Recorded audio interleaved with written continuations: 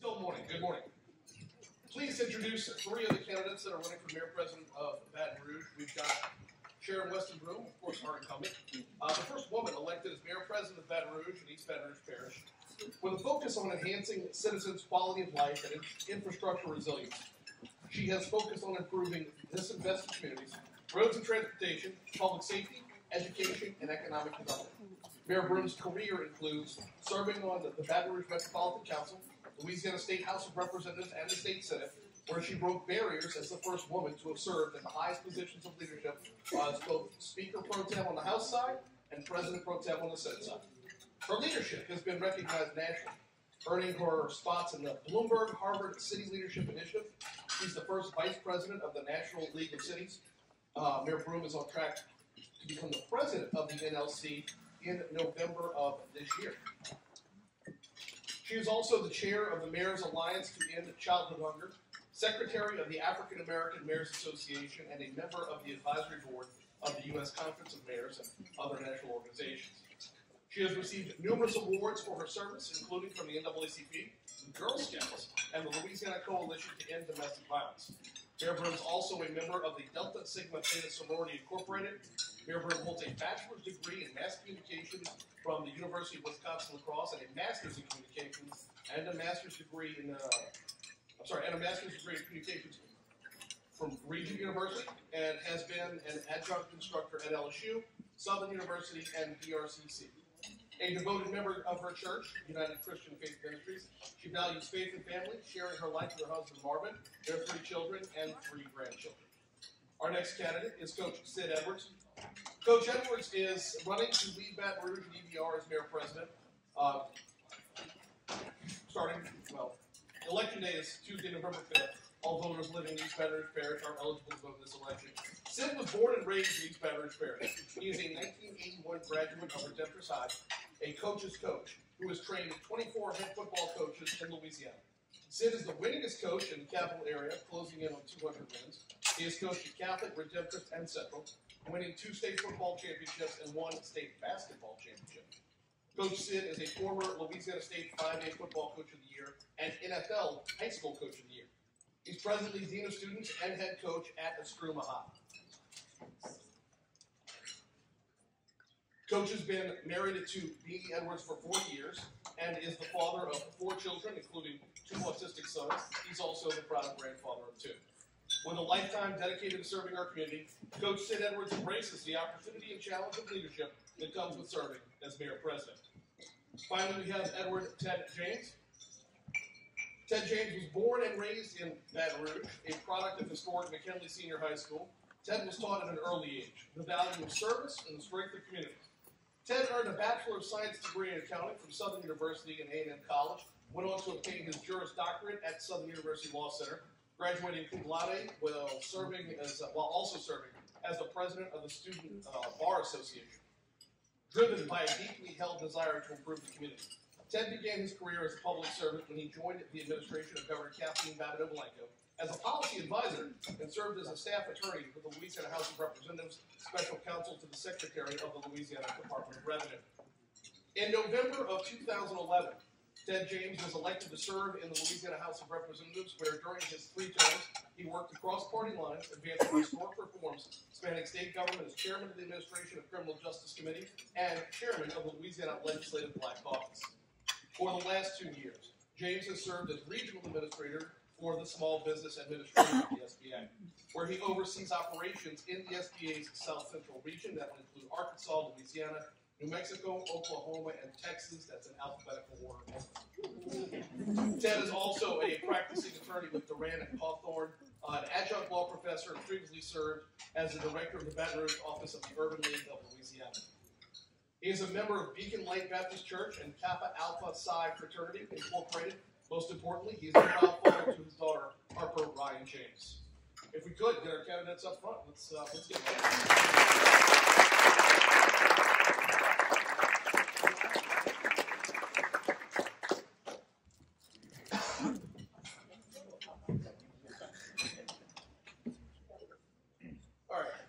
Since you're closest to me here, I'm gonna go. Since you're close.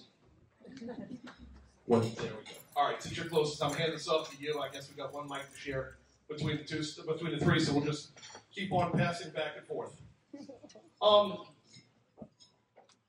Since this is a Good Chunk Lodging Association here, we're going to start off with a hotel-related question. With a little bit of background first. There's a hotel and motel permit that the city of Baton Rouge created to attempt to assist with pulling the occupancy permit from a number of places that have many calls for illegal activities, and nothing's been done about them so far. So, question number one, and we'll start with you, Coach. How do you plan to enforce revoking the license of a hotel that deals with human trafficking and prostitution? I think that's a bigger issue than the normal citizen in Baton Rouge knows. For starters, those, the lodging association, when you take a family and you're going to stay somewhere, imagine staying in a place that human trafficking and prostitution is happening. And it's happening right here in Baton Rouge. It's happening in our parish for sure. I mean, it's all the way to a point that out-of-state groups or even out-of-country. There was a Venezuelan gang at one point that brought in young ladies over here, okay, to trick them out and prostitute them and these are young girls. And then the young girls are tasked when they get here with recruiting new members because they come in here trying to get over here and they owed a lot of money. So the way that thing works is, hey, if you go recruit 3 more girls, or boys for that matter, to be honest with you, and we're going to pay you and you're going to get out of your debt. So the trafficking problem is huge. So imagine what does it mean for the lodging association? What does it mean for hotels and motels here? Does anyone want to take their family to a hotel where that's happening? I know in the Baton Rouge region when we have events, LSU games and all, I know a lot of folks when they go to pick where they're going to stay, what hotel they're going to stay at, they'll stay in Livingston Parish or even West Baton Rouge Parish. A lot of people, and I think it's just an overall fear for public safety and what's going on. But what do? That has to be hit hard. That is somebody's daughter that is being trafficked. Okay, so you got the trafficking problem, but then you got the problem for our local hotels and motels. Let me say this, it's not just privy to lodging associations. There are trap houses in Baton Rouge. When you peel back the curtains, and there's more in some parts of the city than others. But these are abandoned, blighted homes where this prostitution and this trafficking and drug trade is taking place. So I just wanted to mention that. It doesn't have to be in a hotel. But to enforce it, you've got to hammer it. Whatever it takes. Following the law that is written, and I'll use the term badgering, being present, being on top of it, to where if a hotel or a business allows these things, they don't need to be in our parish anymore. This is a huge, huge problem, and it's prevalent in Louisiana, and it's in our parish.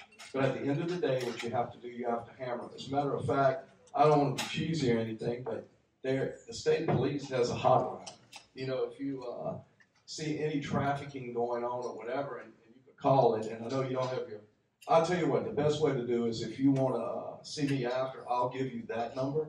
And it's a sore spot with me, having children, trafficking, and I'll be glad. Anyway, 800-434-8007, but I'll give it to you. And the whole thing is going to take courage, resilience, and some persistence. You go pop them one time, that's not enough. They're going to open their doors back up, and the same thing's going to be happening. Thank you. Same question. Yes. First of all, let me just say that I believe we all agree that human trafficking is a horrific incident that takes place too often. But I would also say, as I think about it, because we have seen the gradual acceleration of it. When I was in the House of Representatives, I passed one of the first bills to deal with human trafficking, which would be posting a placard in various truck stops to help those who may be victims of human trafficking. Now let's get to the lodging side of it. I can tell you firsthand, as mayor president, that there's only a few hotels in Baton Rouge that fall into that category. The majority of you all here, I believe, and I don't know every hotel that's represented, I know many of you all, don't see that happening firsthand in your hotel. I will tell you that I have met with the hotel owners that we do have concerns about, that drugs and human trafficking is taking place. I have met with them with the district attorney so that we could enforce this ordinance that you are talking about, but more importantly, let them know and put them on notice that they are being watched, that they are perhaps going to have some legal, that we would take legal recourse against them. I cannot say publicly right now some of the updates on those particular hotels, but I think you all know what hotels I'm talking about and where they are located. So I will tell you that we are working on that, and I have been working on it with our law enforcement as well as our district attorney. Thank you, and good afternoon yet? Good morning, afternoon to everyone. 5 more minutes. A couple minutes. This is an issue that has come before the legislature as when I chaired the Criminal Justice Committee. So there are a couple things locally. We have to get a lot more aggressive in code enforcement. I think that we can make some changes to code enforcement that can specifically speak to this issue, right? Litter, right, all of those things. But this issue in terms of hotels, motels that we know are havens for drug and criminal activity, that's step one at the city council.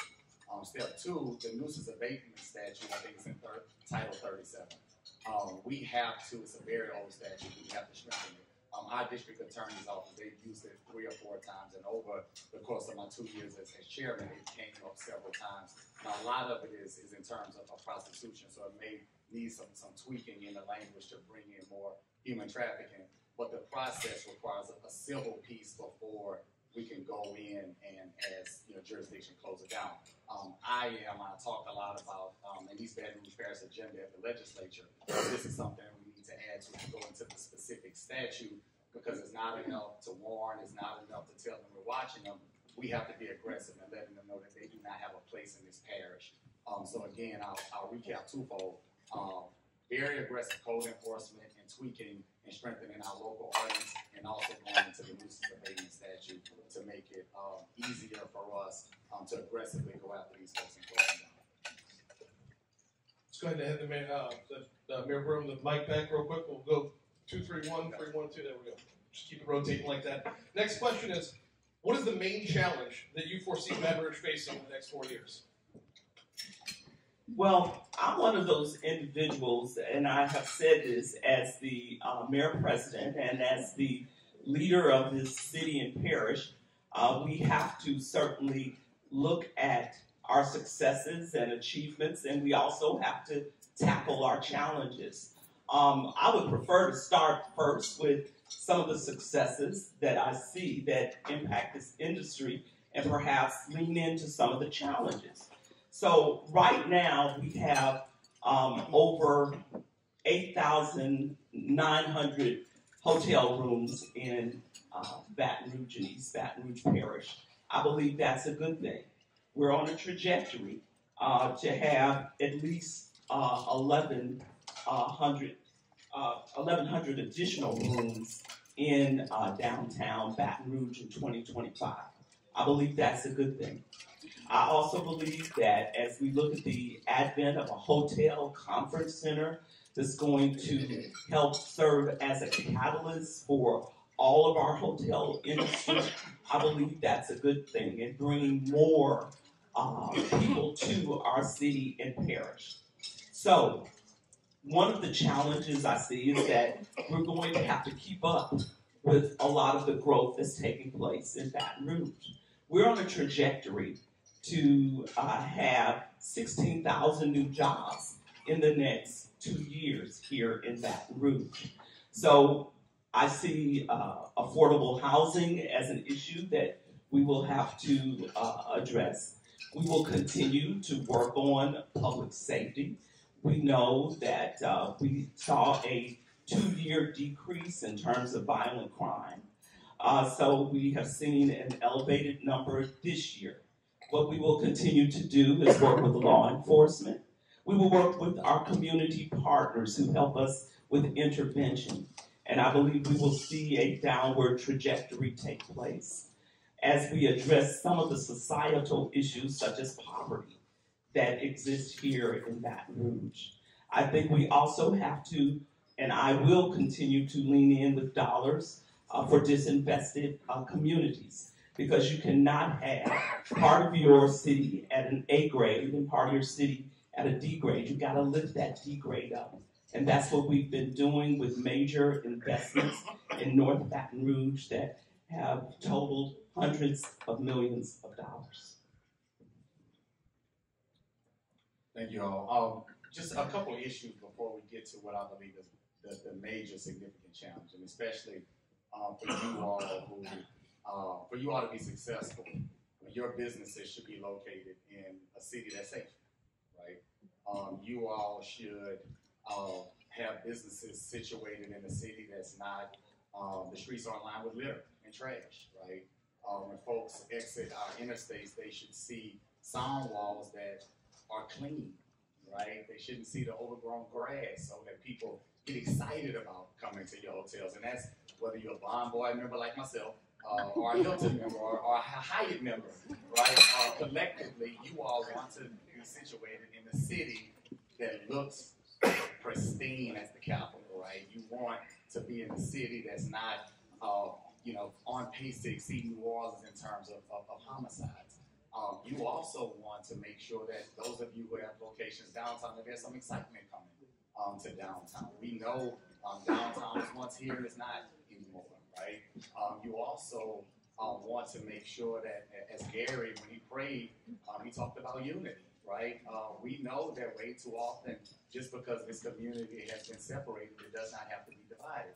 I sit right now before you as a candidate who has dived into that diversity, bringing folks from all 5 of our unique cities, both or 3 of our political parties, Democrats, Independents. But I think the most important challenge is, as I travel the country with the SBA, I love Baton Rouge, make no mistake about it. But when you love something, you have to be honest, right? And honestly, we are allowing communities that don't have the assets that we have to outpace us, right? There's no community that can speak to an LSU and a Southern and a VRCC and a state government rooted the capital with the city, the seat of state government and the industry and the port. We shouldn't be outpaced by other communities with the strengths that we have in Baton Rouge. That's me being honest about my hometown, right? But there is this notion, and I believe, which is the most difficult thing, and it's twofold. Number one, that we can't be unified through our differences, right? That's baloney, right? The second thing is, I believe that some of us don't believe that we deserve the prosperity of other communities, right? We're too comfortable with the Baton Rouge that we have. And for me, good is not good enough for me, right? Good is not good enough for the hometown that I was raised in. I'm not here because I want us to reach our potential. I want us to exceed our potential. And that's how you all continue to get folks flocking into your hotels, not just during football season, not because it's Southern's homecoming. You need that every weekend. And we address those things, but also work extremely hard every day to be more unified.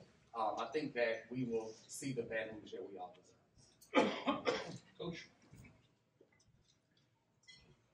The biggest challenge, to me, this is an easy question for me, Brian. It's the crime. That is a major challenge. I know all you ladies in the audience, I don't know if your husbands, your significant others, or even yourself feel comfortable in Baton Rouge going gas up at 9:30 at night. Okay, I can't believe anyone here just feels, hey, la la la, I'm going to get my Snickers and my Diet Coke and I'm going to fill up gas. That's a problem in our community. That's not how we should be living. And I'll tell you, I mean, there's all the way stuff from petty crime to violent crime. On January 1st of this year, I'm coaching at a Broome High School. I have a wonderful young man playing football for me, 22 on the ACT, bright, good-looking kid. It's the Christmas holidays. He turned 15 on Christmas Day. We talked. I wished him happy birthday. On New Year's Day, he's walking down Evangeline Street with 4 buddies. They're gunned down. My guy dies. we had to put that young man in the ground. Now, that you might say, hey, that's an isolated incident. But in the Oskruma community, tied to Oskruma High School, since that January 1st time, 4 other young men have been shot and 3 have been killed, affiliated with Oskruma. That's the part of Baton Rouge a lot of people don't see. Is anybody in here from the 70805? Yeah, from or does anybody go that way? Okay. There's not many hands that one know. And I appreciate the mayor president was at our homecoming parade just recently. It's a forgotten part of Baton Rouge. Peel back the curtain. Now, I figured some people would go because you do know our metro airport's over there. And the Southern University, which is their homecoming week, is over there. The Coca-Cola plant's out that way, the East Baton Rouge Parish Zoo. But when you peel the curtain back on that side of town, it's a forgotten part of town. I've offered to take field trips with people to see. And I think the crime element is tied to so many things. It's tied to the homelessness. It's tied to the city being, this is our capital city. It's not clean. It's not. And so the biggest challenge for any one of us up here, okay, to me, is that aspect. Public safety, to be safe in your own skin, in your city. You're never going to eradicate crime. It's been here since the dawn of time. But I just think it has to be addressed on a higher level. And there's so many tentacles to it, and I'm even going to go to the point of education. We have a new superintendent in East Baton Rouge Parish. We're very hopeful. He's talented. But it starts with the destruction of the family unit, and it bleeds into the educational system, and it's a vicious cycle. And that is a huge challenge for any of us. That's a lot to take on, but we're looking forward to doing it. If you would pass the microphone back down to Ted, it's his turn to serve. All right, so we went with the biggest challenge. Now let's kind of flip the script a little bit. What are Baton Rouge's most promising areas for growth over the next 4 years? And as mayor, what would you do to capitalize on those? I think that downtown, of course, the entire North Baton Rouge community, 70805, of course, included, but there are multiple zip codes in North Baton Rouge that they're not underserved, right? They're underestimated, right? There are areas on the south side of town that are needing in certain types of investment in terms of infrastructure to further mitigate flooding. The first thing, economic development, right? Over in 2015, we were ranked by the Milken Institute that rates cities in terms of job growth, sustainability as 21. Today we rank 155. 21, 155. Immediately, I will appoint someone to lead economic development in the mayor's office. I will re-engage with the Baton Rouge Area Chamber to establish a more structured relationship to lead economic development across this parish. In terms of development, housing. We have to have a housing plan in East Baton Rouge Parish. Projects shouldn't be led by developers. They should be led by the city parish in concert with the development community, in concert with the housing community, the community development organizations, CHODOs, and develop a plan that is unique to the 5 communities that we have throughout this parish. Build Baton Rouge, I've talked a lot about Build Baton Rouge. We will be spending a lot of attention. I'm happy that after 2 years, they're finally looking to bring on permanent leadership. That's a step in the right direction. They need to make sure that they have funding. We'll be working extremely hard. I talk a lot about not just my experience in the legislature, and as much as I don't miss being a member of the legislature, I will spend a lot of time in the Capitol working with our entire delegation across the entire parish, both parties, to ensure that we're pulling resources down like other communities have done for far too often. I was in a conversation during my last term in the legislature. We were talking about the capital outlay process. One of my good friends, who's now a senator, Royce DePlessis, we were talking about, their capital outlay, and the New Orleans list was just growing. And I said, Royce, you realize that Baton Rouge is the capital, right? And he turned to me and said, Ted, you should act like it. Y'all should act like it. And it really made me mad. But it made me mad because he was being truthful. And we have to be a lot more aggressive in pulling down our resources to address all of our challenges, from infrastructure to housing to just general quality of life here in East Baton Rouge Parish, and that's the plan. Next up, we'll go back to Coach for same question. Baton Rouge's most promising areas for growth and how you would capitalize on them. Certainly downtown, and we got a pretty good start downtown. And I think it's kind of went south. I think the term would be stagnant. And I'm not going to keep harping on the crime piece, but that plays a big part down there too. People are worried about going down there. So that's one area. The other area is around Southern University. If you go, I mean, that whole area, that North Baton Rouge corridor, okay, needs some development. Not only affordable housing certainly is needed in that area, but also some businesses. I mean, when you look on north of the tracks, it's a food desert.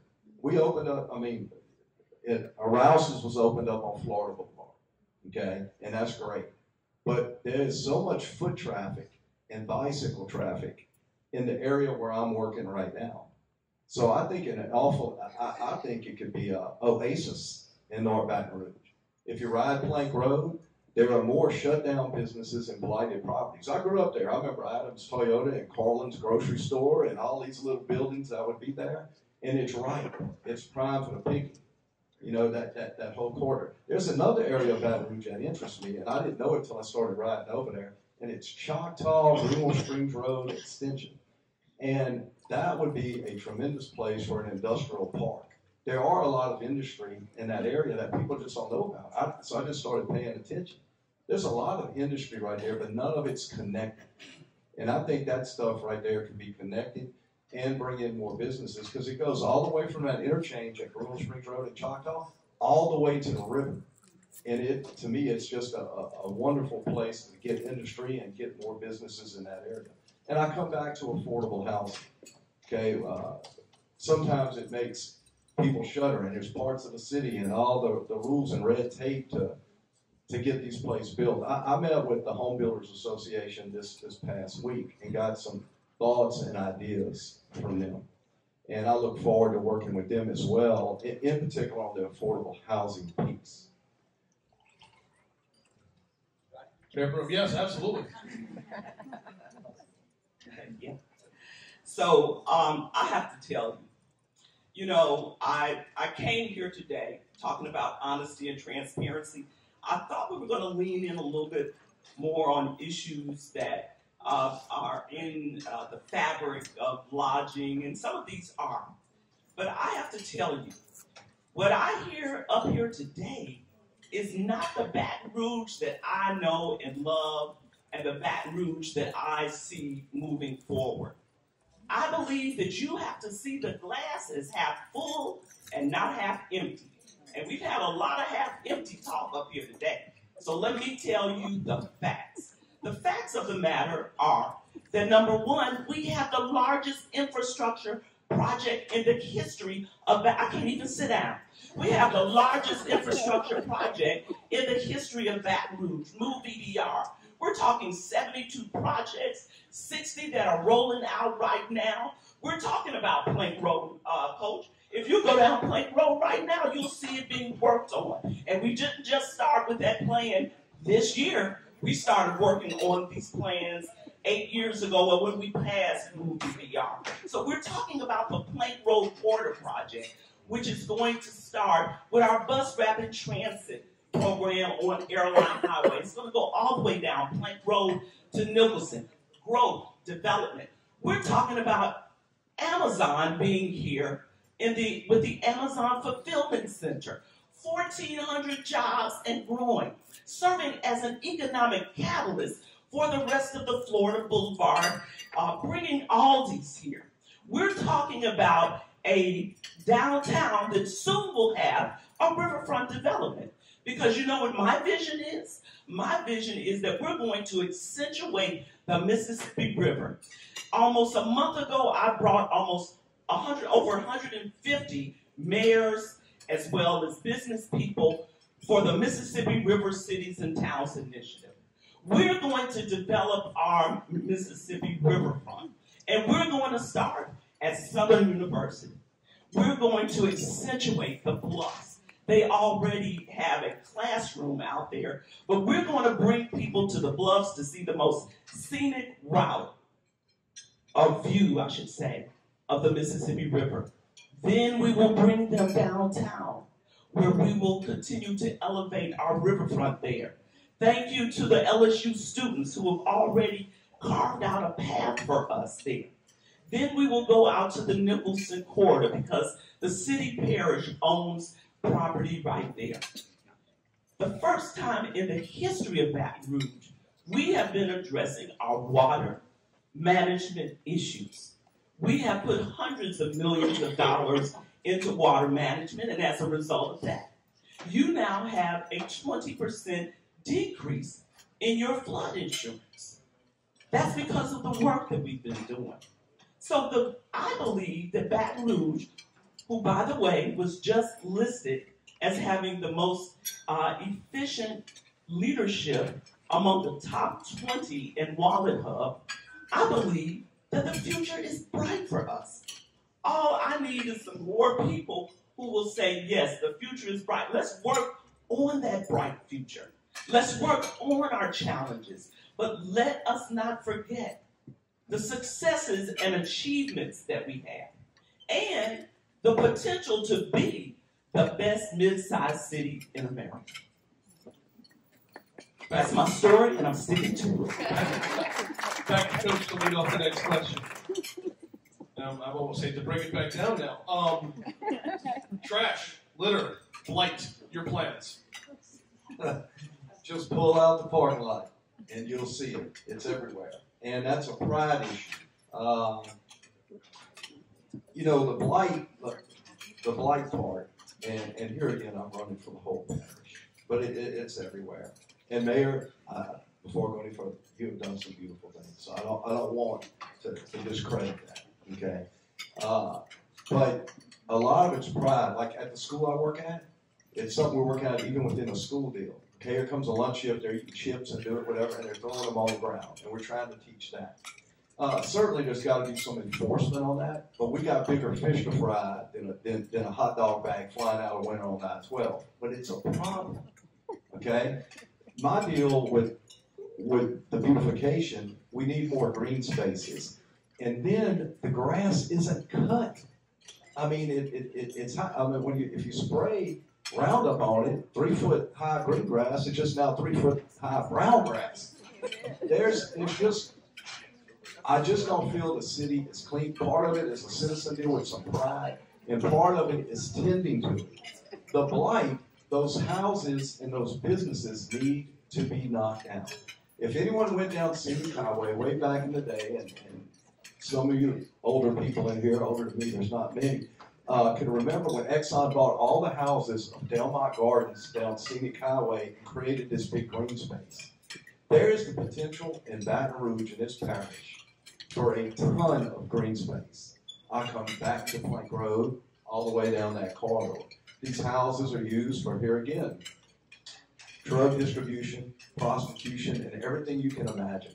So my plan is to bulldoze and knock down, through the letter of the law, by doing it right, getting with those business owners, all these abandoned buildings. Okay, look, either fix it up, clean it up, reopen it, do what you're going to do, it's your property, or we're going to take care of it.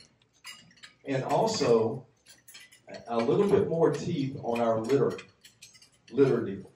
Notice it when you drive out. Now, some parts of town's a little cleaner than others, right? Some parts of town is a little bit tended to better than others. But as you go, you'll notice it. It's a problem, and I think it's a pride issue. Here again, it's the capital city. We need to clean it. We need to scrub it. If I become mayor president, the city parish workers and all that, we're going to have a day where that would be the day to rob anything, because we're going to be outside and we're going to get everybody together and we're going to have a major day of cleaning up this city from one side, from this parish, from one side to the other. A major cleanup day, and it's going to be an annual thing. Who's next, Brian? Could you repeat the question? Trash, litter, and blight, what are your plans? Well, we have already started working on trash, litter, and blight. We invested $2.2 million of ARPA dollars in blight enforcement. We have been working hand in hand with our nonprofit organizations like Clean Pelican, I believe that's their name, as well as the Keep Tigertown Beautiful organization.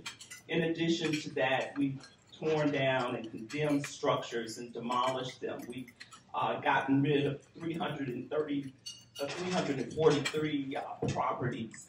We're working to tighten up some of the rules that exist with condemnations with our city council members, because we recognize that sometimes we see condemned properties on the agenda time and time again. But I have an idea in terms of blighted properties. You're absolutely right. Let me just say this. Litter, we have a culture of litter here.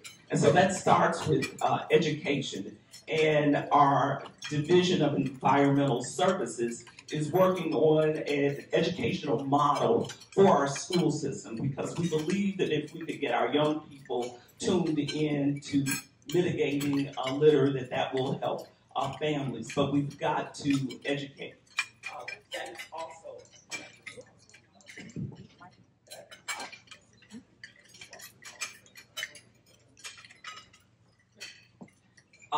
we've also started our beautification program here in Baton Rouge as well. It's called Brighten Up Baton Rouge.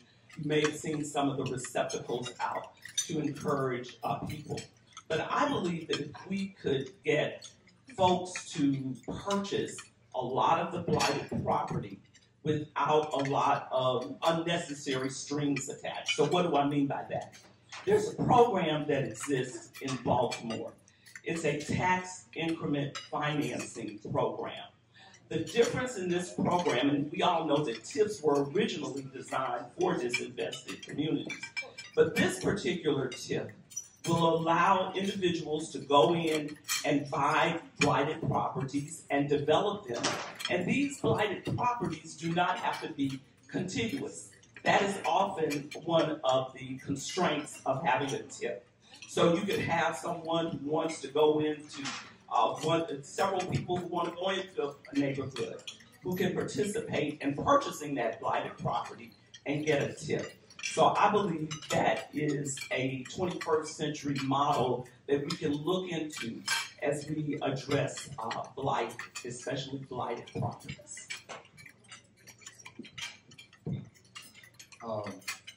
I think that we have to level set here, and I will challenge you all to be guided by your own experiences in this community, right? I was purposeful and intentional when I said, make no mistake about it, I love this city there is. But I also said that we have to be honest about it. And honestly, I've gone out with the folks that keep Tigertown beautiful. Those seniors should not have to go out on the interstate because the city parish didn't do what it was supposed to do to keep this community litter free. Of course, it's personal responsibility that has to be taken, but that goes with pride when you live in a community that you don't see the level of investment. In terms of blight, specifics, I've already told you about the excitement around the fact that the Bill Baton Rouge is looking for a long-term leadership. A plan, a housing plan for blight. We know that there are several, number one, the city parish has to get its business in order. There are city parish properties that have been blighted that we have not taken care of. There have been countless news stories over just the course of this campaign where citizens have had to call Brittany Weiss to get things done in their neighborhood. That shouldn't be the case. The city parish, we have to get on a regular schedule with DPW. I was riding down Perkins Road one day and I saw street sweepers going down SME Perkins. I got excited and I realized they weren't city parish trucks. They were trucks that the young ladies from Keep Tigertown Beautiful had to call in and get. That shouldn't be the case in the capital city. In terms of blight, we know that there are properties that city parish, we start by getting our business in order first. Number two, for those blighted properties, some have title issues. We work with the legislature to make sure that we don't need to fix a statute. East Baton Rouge Parish Plan. Those that have clear title, once Bill Baton Rouge is where they need to be, we work with the different organizations to push those back into commerce. My job as your mayor president will be to ensure that we are better steward of the tax dollars we receive from HUD to make sure that we are pulling down those resources to deploy those resources to the organizations that we know have the infrastructure to be able to take those properties and get those properties back into commerce, right? Detroit has had a beautiful model. Number one, they got aggressive in their code enforcement, right? Those slumlords in Detroit, they knew that if you did not comply, the city was going to take them, right? They demolished those properties, like Coach Edwards said, going through the letter of the law. They also reinvested by being a better steward of their tax dollars and partnering with the organizations because there was a plan that recognized the uniqueness of every part of that community. Now, you drive in this community, right? And if you don't go on the north side, I would invite you to go because blight may not impact you, but it impacts a lot of our neighbors. And it's not because they want to live in blighted communities. Some of them don't have the resources. That's where we have to step up and be better stewards of the dollars that we receive, connect those to the organizations that can do the work, and get those folks in better housing. All right? Thank you.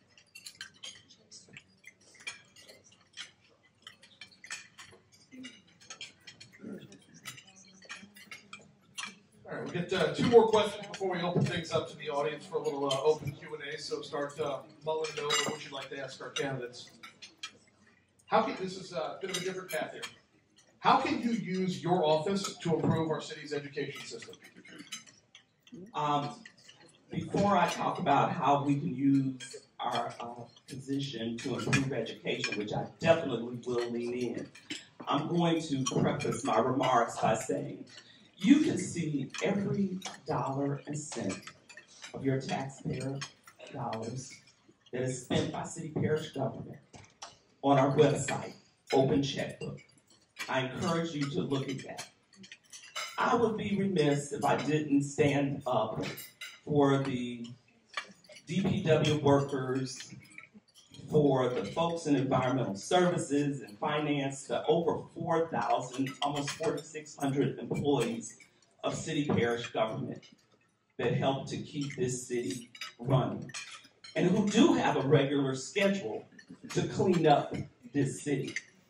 So I can't just let that go by because these people work hard, they're public servants, and they do a lot of good work. I have to let you know, we do have street sweepers. Now, God bless, keep Tigertown beautiful. Someone donated some sweepers to them, and I think they continue to add value to the work. The nonprofits are individuals who wanted to contribute and help be part of the solution. Organizations like Keep Tigertown Beautiful and Clean Pelican. They wanted to be part of the solution, and that's what makes up a community. It's government, it's nonprofits, it's philanthropic infusion into a community. So let's talk about education for a minute.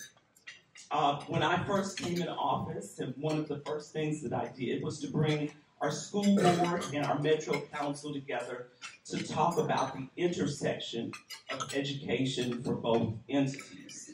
I also, in 2018, created the Cradle to Cave initiative to help our parents with the resources and the education and information that they needed to empower them on their path of early childhood development.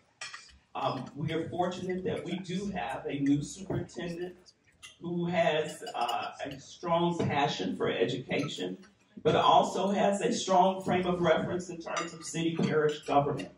So he and I have been in numerous conversations about how we can intersect. We're going to continue the project that I've been working with them on in terms of literacy.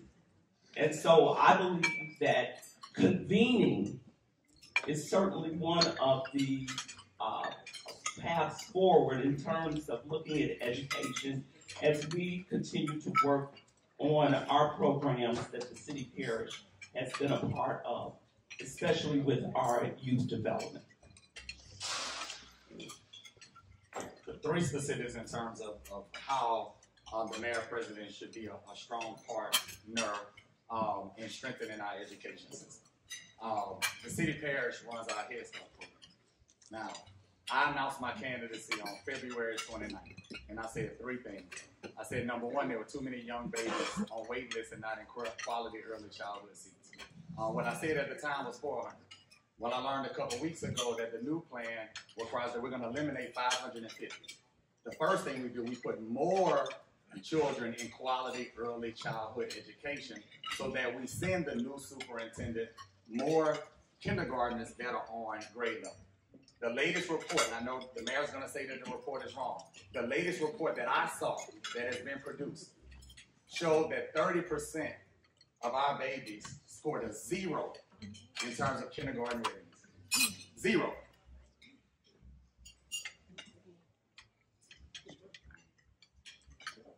I'm letting that sit in. We get that straight first, right? Number two, February 29th, I said I was going to enact the mayor's literacy program. That's going to happen.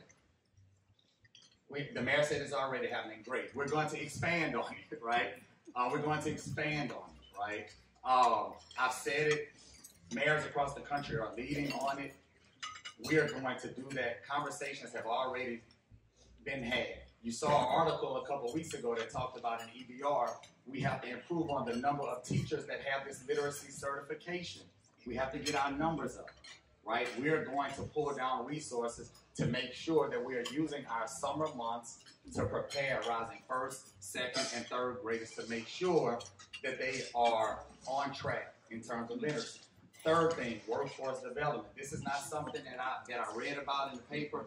I have already at the Urban League started a program at Scotlandville where we took young people, drove them to BRCC, and made sure that they had industry recognized credentials. We are going to expand on that work to make sure that those folks have industry recognized credentials and opportunity. We take it a step further by working with every single corporation, every single business that has a city parish contract, and work with them to bring on our young people.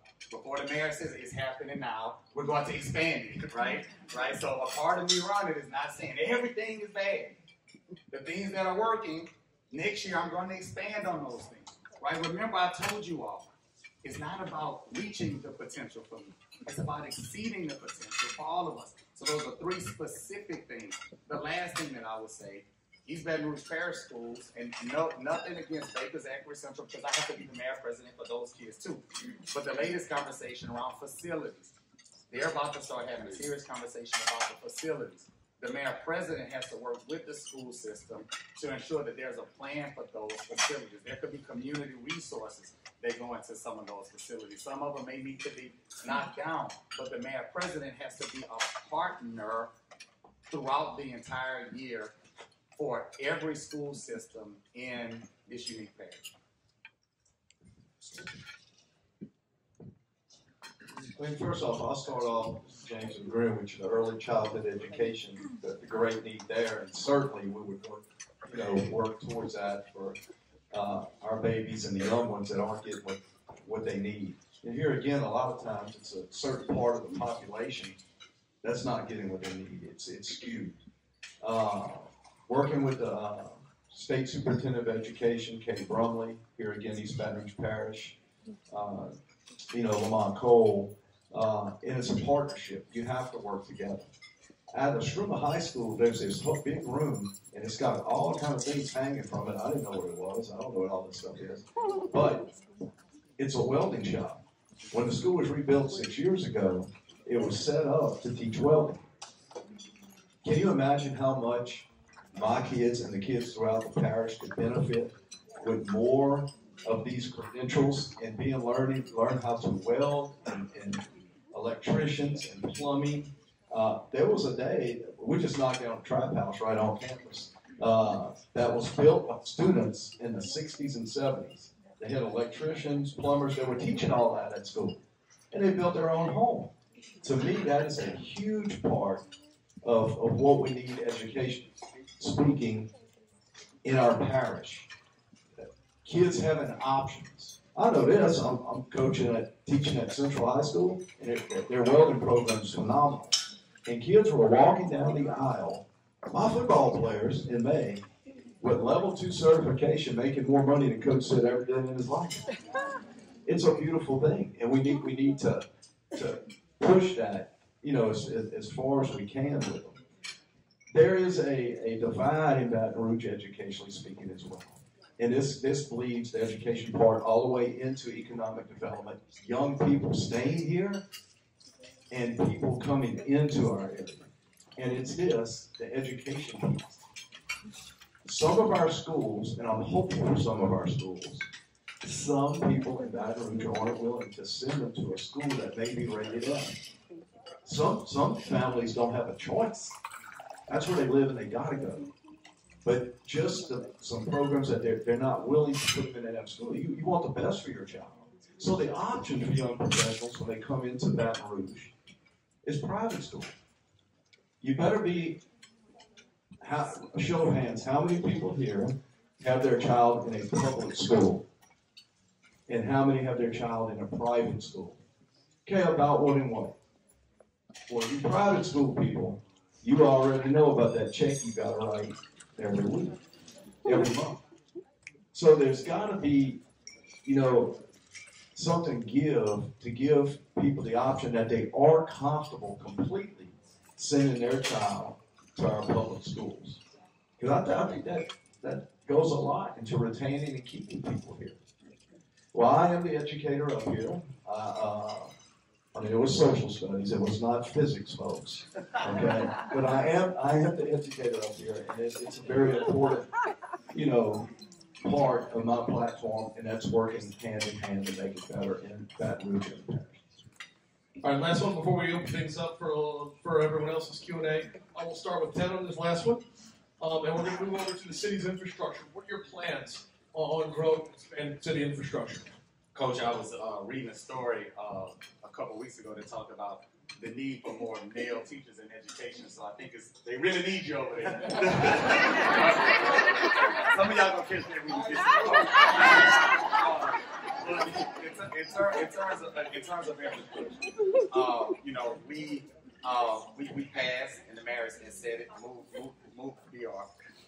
The plan is to add more resources there.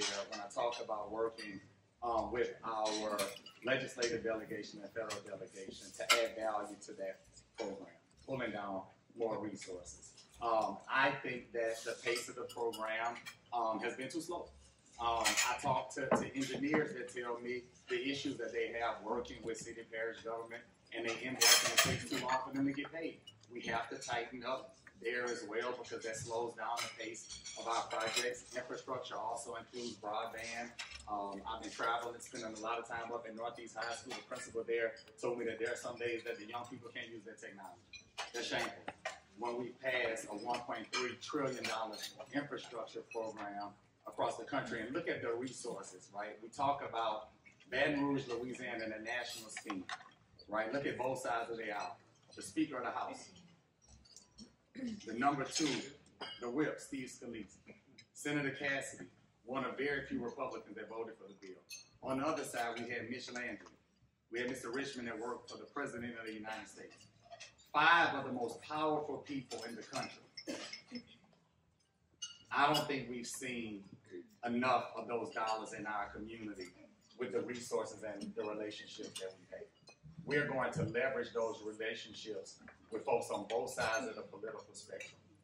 I have a very strong relationship with folks on both sides. That relationship, I love the fact that I could call some of those folks friends, but it doesn't matter to Ted James. It matters to East Baton Rouge Parish when you could pick up the phone and leverage those relationships to improve infrastructure, broadband for the community that we all call home.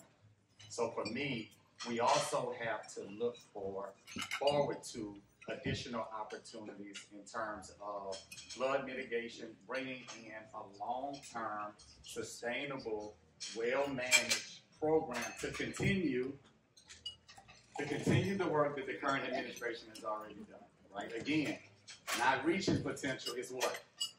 Exceeding. I might be a good teacher too, Coach.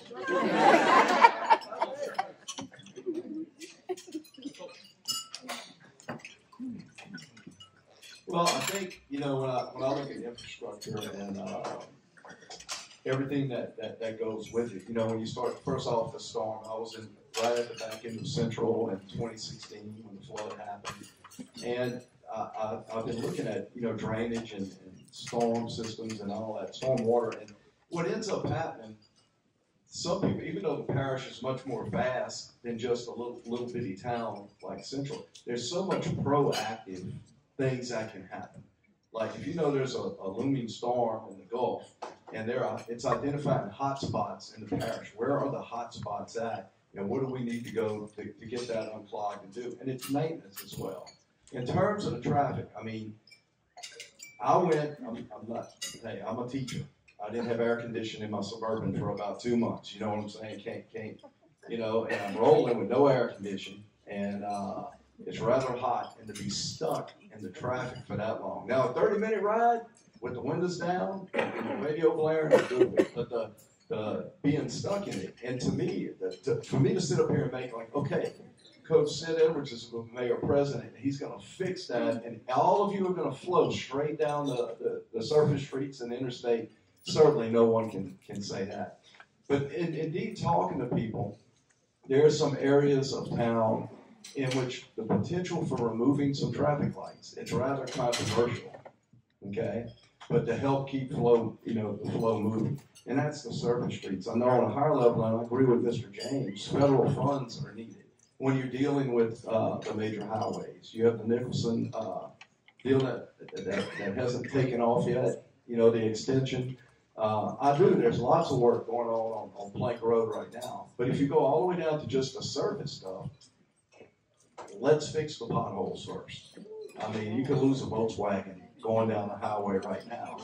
And so I think not putting the cart before the horse, there's the big projects that Mr. James talked about with the federal government, possibly extending the lanes on Airline Highway from the bridge.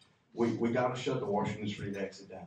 I mean, it's just crazy right there. What a bottleneck. And I know that's all federal. But all the way down, and I know I'm rambling now, bear with me because my team members right here saying, but just fixing the roads now, right now. Because if a pothole forms on Highland Road in next week, it can't be there a year and a half from now. Okay? I mean, we got, I think, tending to it in a fast manner. So those are just my thoughts and ideas on that. Thank you. Mayor Broome? I want to thank all of you all who helped to pass the largest infrastructure project in the history of Baton Rouge, Move BTR. So the question is about the future, and we'll talk about the future in terms of infrastructure. But let's not neglect the fact that these projects are in the works right now. And let's not forget, because I hear often about the time lapse. How many of you all remember the pandemic? Anybody remember pandemic? It kind of shut everything down, didn't it? And so the truth of the matter is that this was passed in 2018. How many of you all have engineers in your family or know an engineer or something? And they will tell you, talk with them about the process that it takes to get a road done. We're talking about acquisitions. We're talking about design. We're talking about a long process. The good news is that even after a pandemic, we were up and running with our Move BTR project, and you can see the work taking place right now. Also, you need to recognize that while the interstate work is going on, that there's a lot of temporary discomfort for long-term gain. But our infrastructure work is going to last years to come, long after I'm the mayor president. And we're talking 72 projects, but we're also talking about making sure that we include water management in the projects that we do. For example, we're using pervious concrete because everything we do in Baton Rouge, we have to think about water management as we do these roads. As we talk about our canals and our ditches, we're using bioswales to help absorb the water. Yesterday, I was so excited when we went out to one of our areas, Elm Grove. We have a new sidewalk that's done there. We've covered up the ditches there. We've improved our drainage. But we have sidewalks where the students at Ryan Elementary and Scotlandville and our Head Start now can walk. We had a gentleman out there who was talking about he loves to walk every day, and this has just really transformed his life from being able to go to one end to the next. So our infrastructure work is taking place, it's being done, and it's going to make a difference. But the next part of that is part two. We can't just stay where we are. I believe that Movie BR will serve as an excellent model and a foundation, and it will infuse our citizens in terms of the possibilities of expansion. Now, the good news is that when we developed Movie BR, this infrastructure project, it wasn't just done with the folks at City Hall, with our architects and engineers. It included the input from the citizens of the community. That is how we selected many of the projects. So just think, Movie BR 2. Get ready, start thinking about your projects, and let's move into a phase 2 of Movie BR. All right, we got about 10 minutes for open Q&A. Does anybody in the audience have a question for the candidates? Let's start with that. You know what? I'm mobile. Let's go.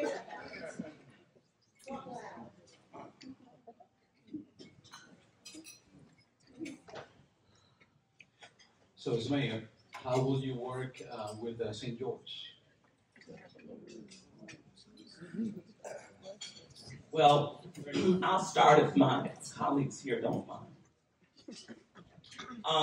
I have been, you might say, front and center on the St. George issue since I became mayor president. With the advent of the Supreme Court's decision, we do now have a new city of St. George. I have been in negotiations with the individuals who are involved. I have ongoing conversations, even apart from being at the table, with the mayor of St. George. I do believe that we are making some progress. I do believe that, as you have already seen, the MOU that we provided to them and then they responded, that shows that some very concrete work is taking place. And as many negotiations, there is you look at this, I look at this, let's see what areas we can compromise in. And so I believe that we are almost to the finish line with that. But I will say that at the end of the day, as the parish president, that my ultimate goal is to make sure that we minimize any negative impact with the advent of this new city on all of the citizens of East Baton Rouge Parish, regardless of where you are. I know that the citizens of our parish do not want to see elevated taxes. The people in St. George don't want to see elevated taxes. I understand that the citizens of this parish want to make sure that there's continuity and a continuation of delivery of services. And it's my role as mayor president to make sure that that happens.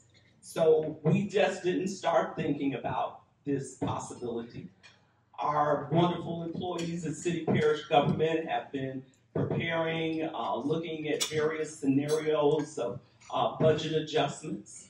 But at the end of the day, my goal is to retain our city parish employees, to make sure that we have a continuation of delivery of services for everyone in the city and parish. Ted?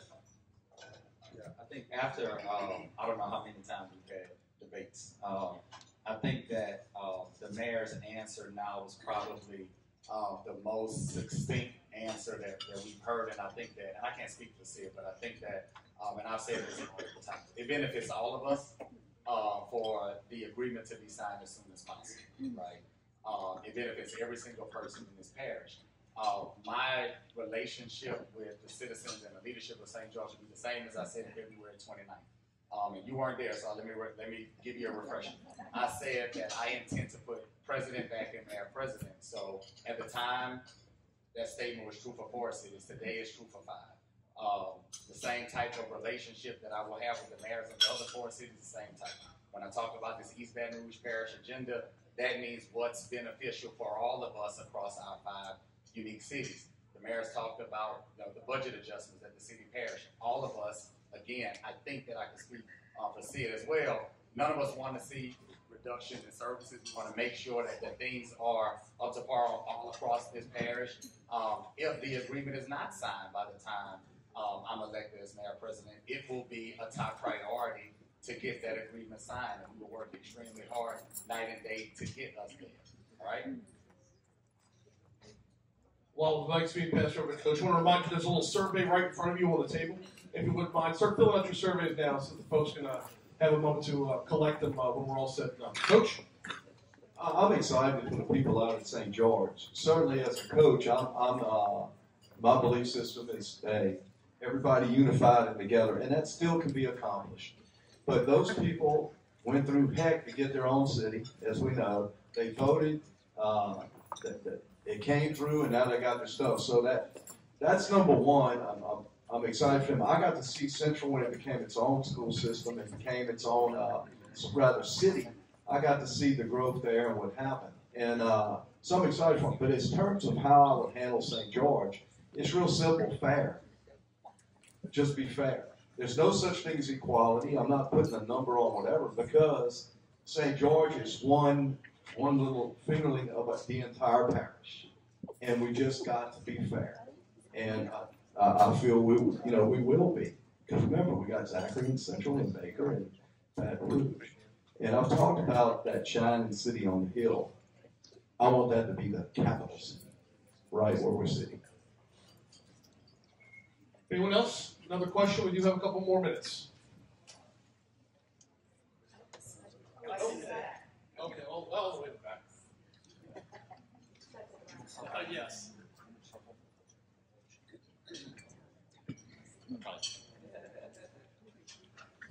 I think you all kind of talked about something that's of interest to me as a young professional, is pride. And I think when you touched on pride of the community, you talked about how you're going to start in schools, but you're looking at the next 4 years. So as each of you mayor, especially in the hospitality, we see a lot of people that just don't maybe have the pride in their work. They don't have pride to pick up trash. They just don't have pride. In general, I drove by a school today and I see that the community library has been knocked down since Francine. Obviously, we're waiting on someone from school facilities to fix that. But as a community, there's just no sense of pride for us to go and say, hey, let's support that. So as mayor president, how would you affect pride in the individuals now in the next 4 years? Right now it's belief without evidence. There's got to be evidence of it, and you start it one little bite at a time. Okay, one little bit at a time. It's an initiative. I was serious when I talked about city, parish, and points. Everyone, including the attorneys, would go out and clean the city, and then you tend to it as well. But it's the same when you're dealing. If I'm going to use the football analogy, okay, losing football teams. The educators get worried when I say this.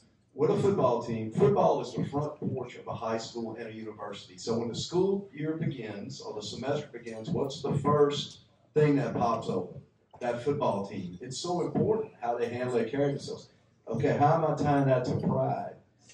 Doesn't it always seem that there's more pride? I can tell you what, when LSU won that game against Ole Miss, or Southern won that OT game last week, and people are fired up, you can ask them to do anything. They would pick up trash everywhere. Hey, y'all come over here. Yay! Now they may have been liquored up to do it, but they'll do anything. You got to give them a reason, and you got to. It's little bitty bites at a time. And so it's certainly not going to be done, for any of us the first 10 days in office. It's going to take a little while. Mayor Broome? I love this city. I love the people. I love everything about Baton Rouge. I do think that sometimes that we're hard on ourselves. But I will tell you this, that we have a great community of folks who are very giving. Recently, I don't even know the time it's merging together here. Let's just say 3 weeks ago, almost a month ago, we had a neighborhood convention. And we had over 500 folks from various neighborhoods all across this city and parish who have pride in their neighborhood, but still want to make it a better place for everyone. Some of these people were from civic associations, some of them were not. But they were all focused on a shared goal. And that shared goal is that they love their city and they want to be a part of making their neighborhood the best that it can be. And so I think it's at a level such as that that we can see community pride accelerate and elevate.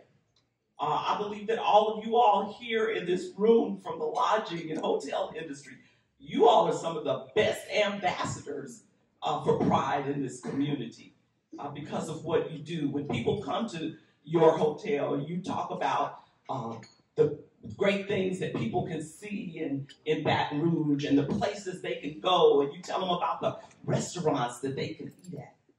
And so that's what helps build pride, is when we all become those strong ambassadors, and not only just with lip service, but we, in our own sphere of influence, reach out to offer a response to those areas that we see challenges in.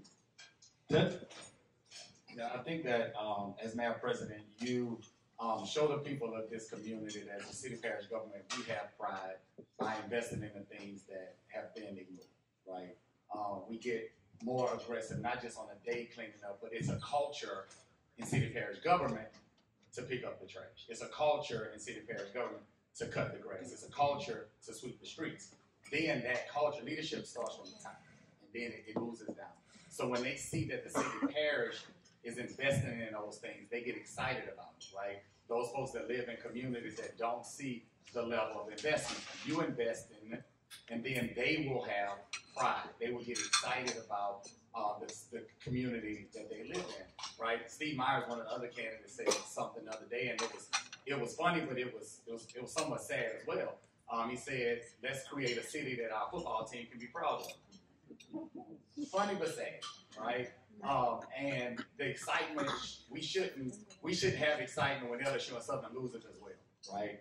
We shouldn't have to get excited just because of a victory on the side. It should be every single day because it's Southern's homecoming, and our alma mater says, "And down for our victory," right? So that means you have to be prideful no matter what the circumstances are, every single day, right? And that's the type of energy and excitement that I intend to bring to this office. And I hope that you all will catch it, and I hope that you all will absorb it, and I hope that you'll spread it to some other folks along the way. All right, keeping an eye on the time here. We want to make sure we have time to close out and have door prizes. So, elevator pitch, 30 seconds each for a closing statement. I know that's tight, but I work in radio, so I know you three can do it.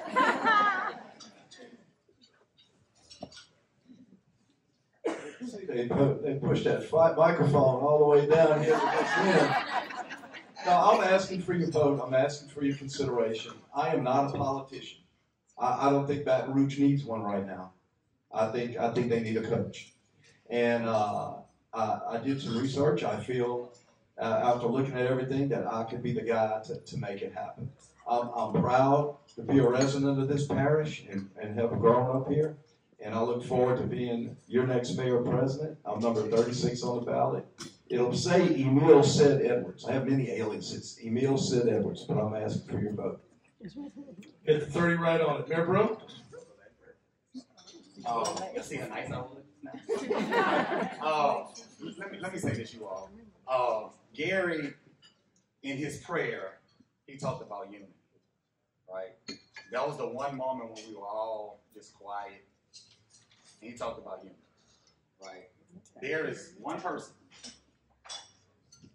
that you see before you, one person in this race that has shown the ability to do that. I'm asking you all to do something very, very different, right? It ain't about your race. It ain't about your party. It's about your parish. Ted James has shown the ability to pull it all together. So I'm asking that you all choose parish because I don't think we need a coach. I think we need a quarterback, right? So it's time for you all. Give me the ball, so we can become a championship team. This is why I don't schedule you up against a heartbreak. I'm sorry. Mayor Broome, close it out.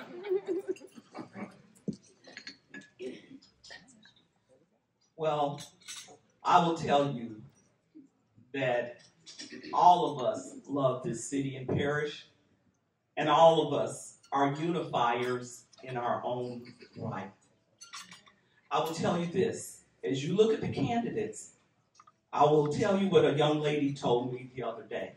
She said, you know, I was undecided. She's a young professional. She said, but after hearing that form, I'm going with Mayor Broome. You know why? Because she has receipts. You ever heard that term? And I do have receipts. I can show you the evidence and corresponding action of every issue that we've talked about here.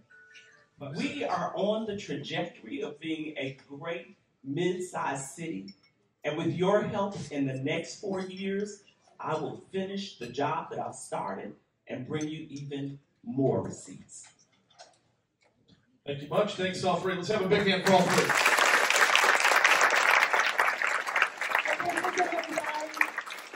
We have about 15 giveaways from the surveys. I want to say how in awe I am of all three of you that you would give up your part of your life to help Baton Rouge. And we appreciate you being here today very much. Your